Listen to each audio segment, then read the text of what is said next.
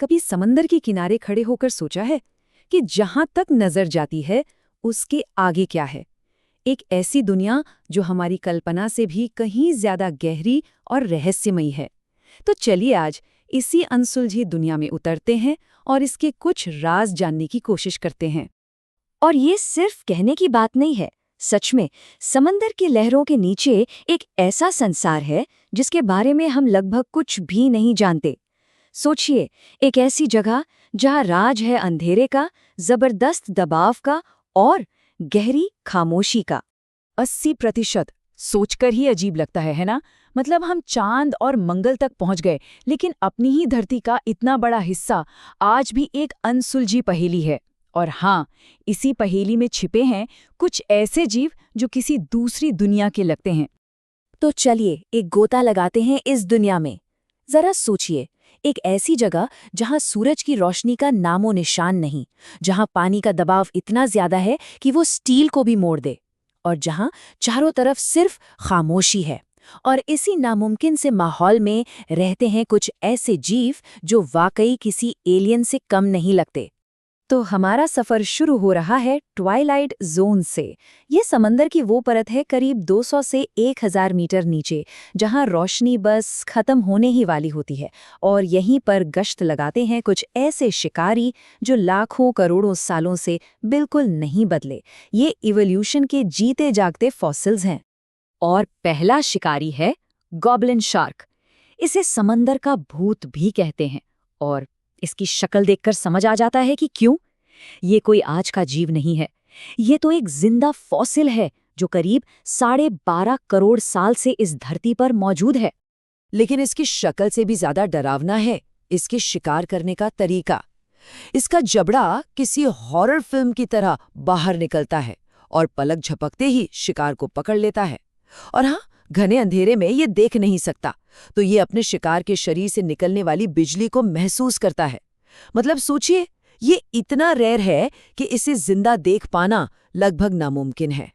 और ये रहता कहाँ है? 1000 मीटर से भी ज्यादा नीचे, उस दुनिया में जहां सूरज की रोशनी पहुंच ही नहीं सकती। एक ऐसी जगह जहां इंसानों का जाना बस एक ख्वाब ही है। तो चलिए एक और जिंदा फॉसिल से मिलते हैं। ये है फ्रिल शार्क, और ये भी कोई कम नहीं। 8 करोड़ सालों से ये जीव ज्यादा बदला ही नहीं है। इसका शरीर किसी समुद्री सांप जैसा है, और इसके मुंह में जरा सोचिए 300 से ज्यादा नुकीले दांत हैं, वो भी 25 लाइनों में। अब ये देखिए, ये टाइमलाइन सब कुछ साफ कर देती है। ये जीव कितने पुराने हैं इसका अंदाजा लगाइए। इन शार्क्स ने डायनासोर को देखा है और उनके खत्म होने के बाद भी आज तक जिंदा हैं। इनके सामने तो हम इंसान बस कल ही आए हैं। अच्छा, अब हम और भी नीचे जा रहे हैं, मिडनाइट जोन में, यानी 1000 मीटर्स से भी ज्यादा गहरा। यहाँ अंधेरा पूरा है, सूरज की एक किरण तक नहीं पहुंचती और पानी का दबाव जबरदस्त है। तो यहाँ के जीवों ने जिंदा रहने के लिए कुछ कमाल के तरीके निकाले हैं, जैसे अपनी रोशनी खुद बनाना। और इसका सबसे मशहूर उदाहरण है एंग्लर फिश, अंधेरे का शिकारी। पक्का इसे कहीं ना कहीं देखा ही होगा। इसका नाम ही इसके शिकार करने के तरीके पर पड़ा है। तो होता क्या है, इसके सिर पर एक बल्ब की तरह की चीज लटकती है जो अंधेरे में चमकती है। अब घने अंधेरे में कोई चमकती हुई चीज देखेगा तो क्या होगा?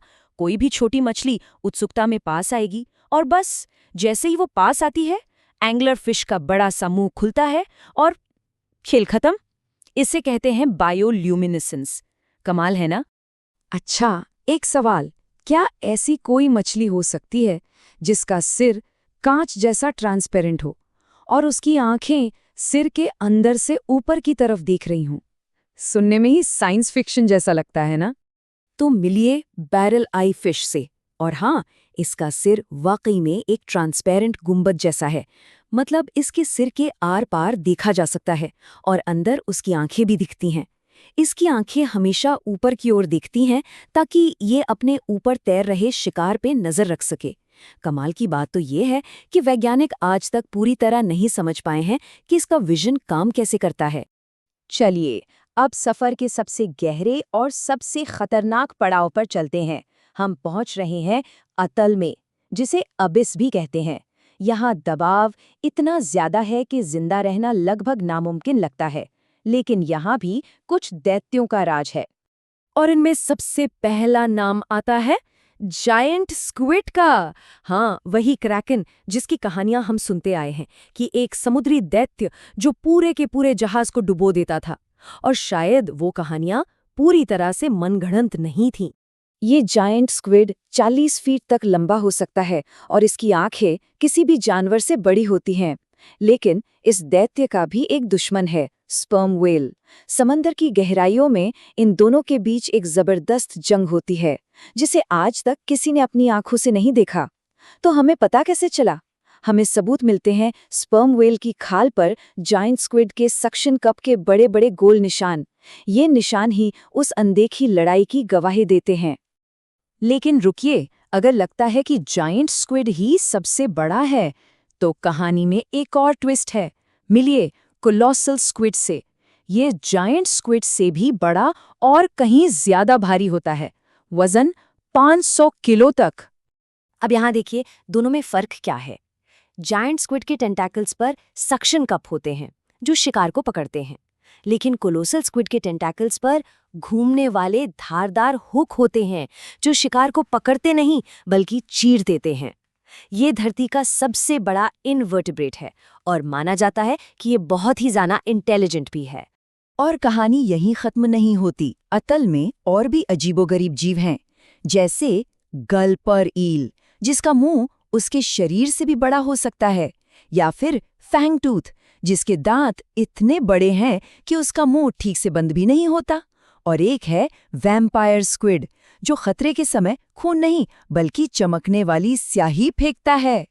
तो इस गहरे, अंधेरे और रहस्यमयी सफर के बाद सवाल ये है कि इन सब से हमें पता क्या चलता है। ये जीव सिर्फ डरावने या अजीब नहीं है, ये हमें जिंदगी और एवोल्यूशन के बारे में कुछ बहुत जरूरी बातें सिखाते हैं। पहली बात तो ये कि जिंदगी कितनी कमाल की चीज है। ये सबसे मुश्किल, सबसे नामुमकिन हालात में भी पनप सकती है। ये दिखाती है कि एवोल्यूशन कितना क्रिएटिव हो सकता है। मतलब पारदर्शी सिर वाली मछली या अपनी लाइट बनाने वाला शिकारी, ये सब हमारी कल्पना से भी परे हैं। और सबसे बड़ी बात, ये हमें याद दिलाते हैं कि हम अपनी दुनिया के बारे में कितना कम जानते हैं। समंदर के असली राज तो अभी खुलने बाकी हैं। तो इस पूरे सफर के बाद, जिसमें हमने समंदर के भूतों से लेकर जुरासिक मॉन्स्टर्स तक को देखा और अतल के दैत्यों का भी सामना किया, जरा सोचिए, इन सब में से कौन सा जीव था जो सबसे ज्यादा डरावना या सबसे ज्यादा रहस्यमयी लगा?